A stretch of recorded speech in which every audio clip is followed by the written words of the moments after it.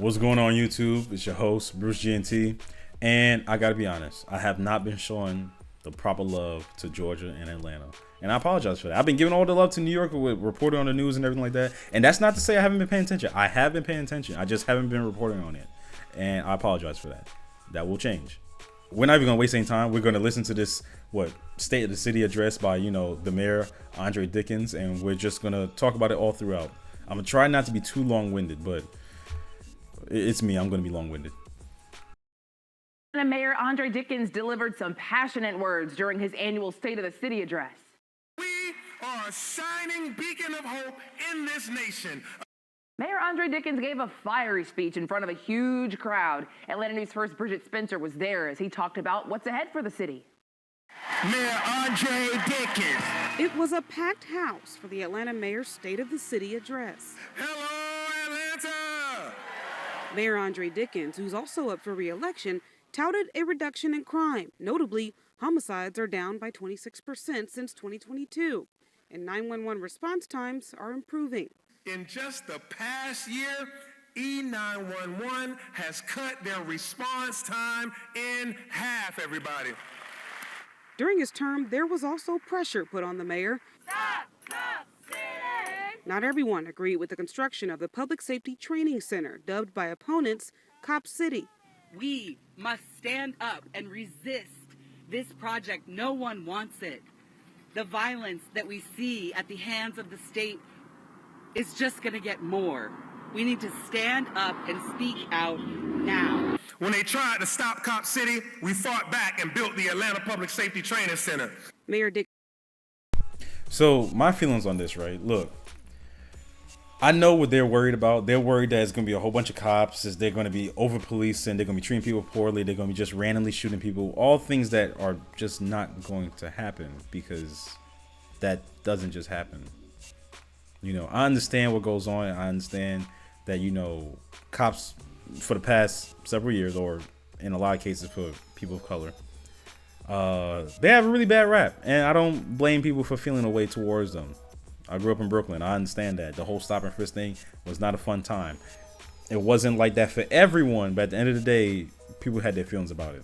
But when it comes to the crime and everything like that, yes, homicide may be down, but crime that relates to people's personal property and everything like that, I would like to know numbers on that, because it's not gone down. It's gotten worse. I remember one time I was working heavily in Atlanta, and I went out of town for like a business thing.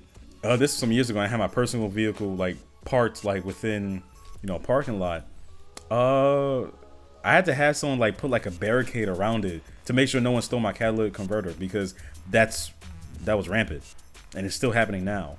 I know there are certain neighborhoods in the Atlanta area, and then even outside the Atlanta area, where cars are getting broken into, taken for joyride. It's not great. So my thing is this, right? We're trying this one method of not having it around, and like I said, I'm not really for it. And I don't like saying it like this, I'm kind of in the mindset of we should just find out. People might say, oh, let's fuck around and find out. Maybe, but what we're doing right now really isn't working. People don't feel safe walking around in Atlanta. They don't feel safe parking in Atlanta. They don't feel safe going to certain parts and I also feel the same way. So why not try something new and see what happens? If you truly believe that this is just a way for them to bring cops in to start shooting people, you should seek a therapist, because that's not what's going to happen. I don't know. Maybe I'm off. Maybe I'm not woke. Maybe I'm asleep. I'm not too sure. It is pretty late, but I don't think that's going to be the case. And to address the carjackings and whatnot, not saying anyone deserves that. I've watched the Georgian, or pretty much Southern people, how they take care of the property and what they do, not locking doors and everything like that. And I think I spoke about this before. If I was a thief and I walked around Atlanta looking at parking garages and people's vehicles and everything like that, I would feel like your stuff is calling to me, because I've seen people leave money, their phone, chargers. I haven't seen any weapons personally, but I know that's the thing that's getting stolen. I've seen people leave laptops, iPad, all different types of things in the car in plain view. And I'm just like, look, I'm not a thief, but if I was, bro, that's just Christmas to me. We need to be a little bit more cognizant of where we're at or what we're doing, just in general. And lock your doors as well, home and vehicle. Just be safe. Dickens also addressed the ongoing fight against homelessness, So tell me about your experience in the past. saying the city just allocated another $60 million to getting people housed and plans to open another development for the homeless called the Waterworks. Through our Housing First strategy, we have provided more homes to the homeless than at any time in our city's history. But the big message toward the end of his address was love. I promise that in Atlanta, our love will look like something. And love looks like fighting every day for progress and breaking down barriers to opportunity. Bridget Spencer, Atlanta News First. So the mayor also talked about efforts to upgrade infrastructure, saying the city has filled more than 30,000 potholes around town and that certain crimes have actually gone down since the city put up more streetlights. About the potholes, fill some more, because I'm gonna tell you what, I hate driving down to Atlanta and yeah, no, got me. Come on now, it's ridiculous. I thought New York had some terrible streets. I mean, it still does, but in comparison, Atlanta is not far behind. It's crazy. 30,000, yeah, you need get them numbers up, because it's crazy out there. When it comes to streetlights, look, I'm a yuppie. I'm a city boy. I'm sorry. It is what it is. Bro, I cannot tell you. I've been saying that with the streetlights. People in my family that move down from New York or just come to visit, they're like, yo, where the streetlights at? I'm like, bro, they don't want them here. Like, they don't want them. So with the streetlights, stopping crime, or if they can show that there's a correlation with that, I'm all for it. I just like being able to see in general, but I'm all for it. If that's the type of results it's going to yield, I'm down for that. So I'm really happy about that. When it comes to homelessness, look, we do have to figure out something out, and just giving them a home, I don't think that's enough. We have to figure out how to give them the proper resources so they can no longer have to, not so much rely, but let's just say, like, what's the end goal? Are we going to create these homes for them and then they just stay there permanently? Are there resources for them to be able to get on their feet? What is it going to be? Because I'm all for helping people out, but not becoming a permanent security blanket just for people to be a leech off of and suckle on the teat of the government. I'm sorry, I'm just not for that. You got to stand on your own 2 feet sometime. And I know it's difficult, but if you're given the proper tools and ability to do so, I see nothing wrong with that. And another thing too, this ties into the whole veteran thing. The amount of veterans I see that are homeless, it's insane to me. It truly is. So we need to figure something out. We need to figure out what's going on with that.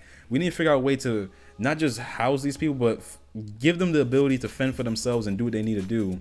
Like, I don't know if a program needs to be created. I don't know if we need to have some type of like homeless prevention thing where we catch it at the root before it really buds into like full-blown homelessness to where people are just on the street for years. I don't know what it is, but something needs to be done because these people need help. I see it every single time I go down to Atlanta, and it's gotten worse over the years. It's gotten worse. It really hurts me, especially to see veterans to just be out on the street like that, asking for food, for money.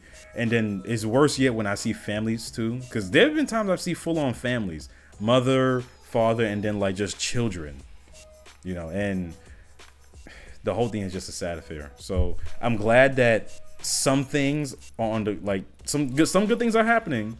And yeah, some people might be resistant to the whole cop city thing, but look, if it's going to yield some change, positive change, net positive change, I'm not saying that it's going to be 100% all the time good, even though that's what we want, but if it's going to yield some type of positive change, I'm all for that. The homelessness epidemic, that's also something that, look, we don't have a housing crisis, we have an affordability crisis. That's the issue. And I feel like that also plays into, people being unhoused and just living out on the street. They just can't afford it. But giving them permanent residence or giving them some type of temporary residence, I don't think that's the solution. That's just a band-aid. We need to figure out how to keep them from becoming homeless in the first place, and or how to lessen the amount of time that they are homeless. So it's not like a affair where they're on the street for 5-10 years, but that's all I really have to say about this. Like I said, I'm going to be paying much more attention to Atlanta news. I promise. I will. But that's it for this video. If you enjoyed, obviously leave a like. Comment down below. I want to see some engagement. Tell me how you feel. I'm sorry for treating Atlanta poorly. I'm sorry. I promise I'll do better. And subscribe if you want more. Peace.